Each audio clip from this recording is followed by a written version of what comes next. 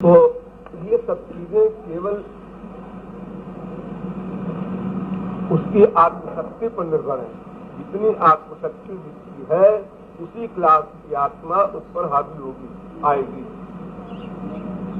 और जैसे मान लो कोई घोर संसारी कामी क्रोधी लोभी है और वो कहता है हनुमान जी आते हैं, वो गलत हो। सिद्धों का थियरी थी, उसको देखने मत जाओ। हनुमान जी आते हैं, गणेश जी आते हैं, दुर्गा जी आती हैं, जो बातें बकबक करते हैं। कि क्या होता है इसमें कि आत्मा तो आई, आत्मा आई कोई तुम्हारे ऊपर मारी, और आने के बाद उसने लोगों से कहा मैं दुर्गा हूं। अब तुमने भी कसम खा लिया, पक्का प्रमाण दे दिया, बाप की, माँ की, पति की, बेटे की, सबकी, मैं झूठ नहीं बोल रही हूँ, मुझे होश नहीं है, कौन मेरे ऊपर आया, क्या बोला, आप लोग सुने होंगे। अब सुनने वालों ने कहा कसम खा रहा है, ये होगा। और ये भी सही है कि हाँ आया, आत्मा आई, और ये भी सही है कि उसने कहा कि मैं दुर्गा हूँ। लेकिन है बात गलत। क्यों गलत है?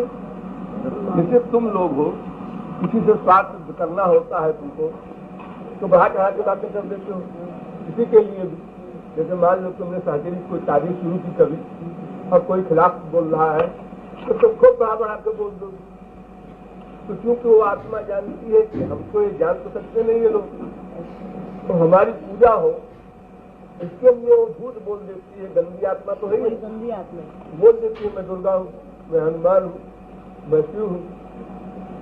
मैं जब पढ़ता था उस जमाने में एक पंत जी थे, प्रेम वल्लभ पंत, तो वो बहुत अधिक काम करते थे इसका नस्मरण का, आत्माओं को बुलाने। उनके यहाँ से पत्रिका निकलती थी पर लोग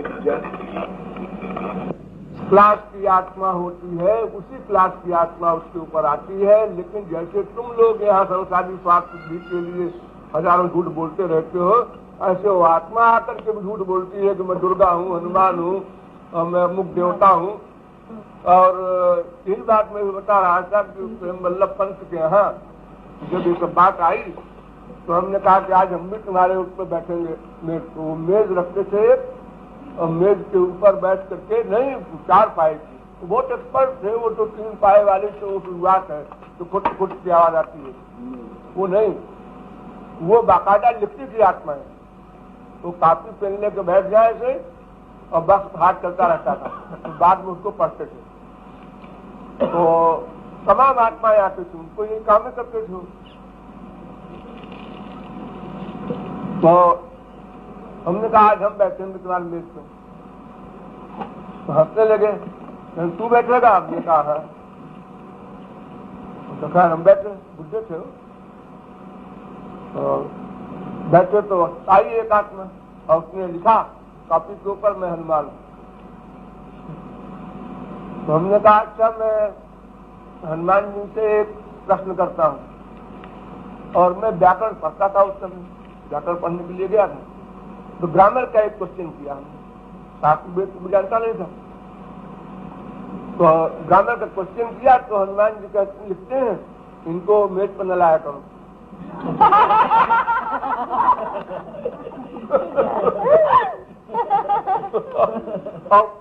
मतलब बहुत सीधे थे, रेलवे में उसमें गुड्स क्लर्क थे मालगाड़ी के, लेकिन बहुत ही सीधे थे, बहुत ही भोले।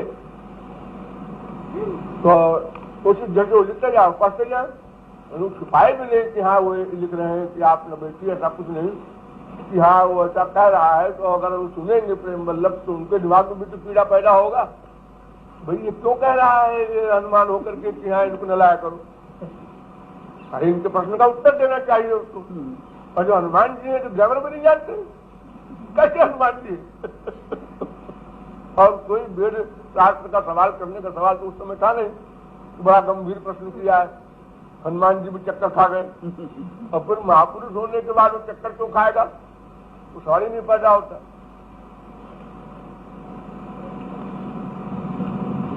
तो वहां हमने बहुत देखा है आत्माओं के आने का, पहली बार लड़कपन में।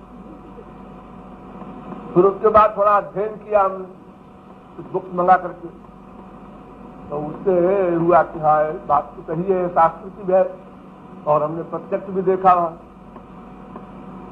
लेकिन वो बात इतनी केवल है जो बाद में हमने तमाम लोगों को समझाया है बात, देखो कभी धोखे में ना आना। जिस क्लास की आत्मा को बुलाएगी उसी क्लास की आत्मा आ सकती है। जैसे संसार में तुम्हारी सहेली होती है, कोई सखा होता है, दोस्त होता है, तो जिस क्लास की लेवल की तुम हो उसी क्लास में दोस्ती होती है, वही बुलाने से आ सकता है। अब तुम नेहरू को चिट्ठी लिखो, इंदिरा गांधी को चिट्ठी लिखो तो बड़ा कैसे आएगी?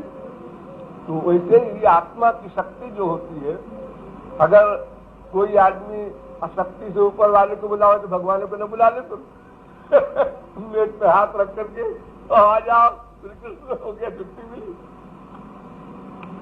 इसलिए ये सब झूठ बोलते हैं आत्माएं।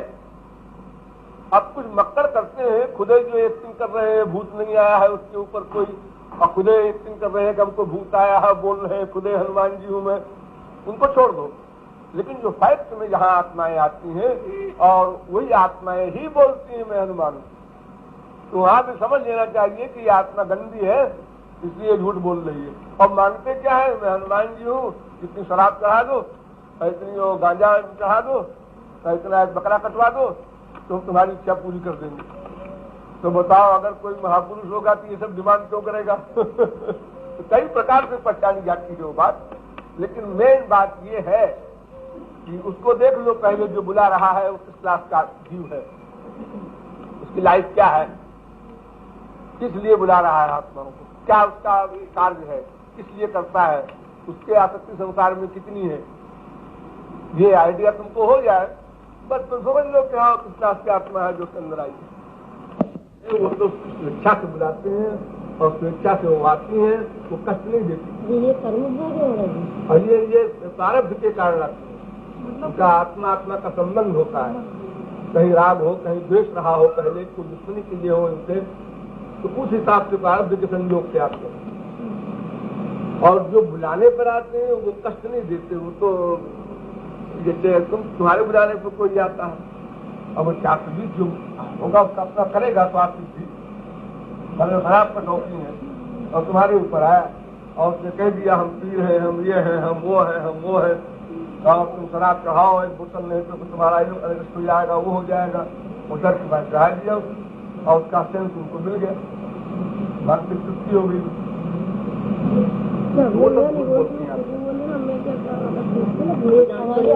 क्यों मिलेगा? उसको दंड भोगना पड़ेगा, फिर मानव देह मिलेगा। ये जो मनुष्य है ना वो जैसे मानते नहीं, भोजन नहीं करते, तो वो कैसे आ गए होने के बाद? इसकी जनसंख्या की बढ़ती है, आते गए ना संसार इस समय भी प्रेजेंट है, उनको वो कुछ नहीं मानते हैं सत्संग इत्यादि, तो उनको जन्म के कर्म के अनुसार तुम्हें बने। अच्छा, तुम्हारे ऊपर भी सब बातें आएंगी, बाप मरेगा, बेटा मरेगा, जो कुछ होना है प्रारब्ध के अनुसार वो महापुरुष के साथ भी होगा। ये भूत भी आएंगे जो भी प्रारब्ध है, लेकिन वो कुछ उसका रिएक्शन खराब नहीं हो। इतना जीव साधक ऊंचा उठता जाता है, फिर प्रारब्ध का टक्कर जो है उसको घातक नहीं हो, दुख नहीं पहुंचाता। वहां की क्या करिए, तुम्हारे क्या कर लेगी वहां कर? अगर कभी आती भी हो तुम्हारे क्या नुकसान करती है? परेशान तो करती। जो आत्माएं इस प्रकार की आती हैं, हड्डी और मांस तो फेंक रही हैं और खाना नहीं खाने दे रही हैं और अनेक प्रकार के कष्ट दे रही हैं, उन आत्माओं से किसी को परेशानी होती है, तुम्हारे आत्मा से किसका परेशानी?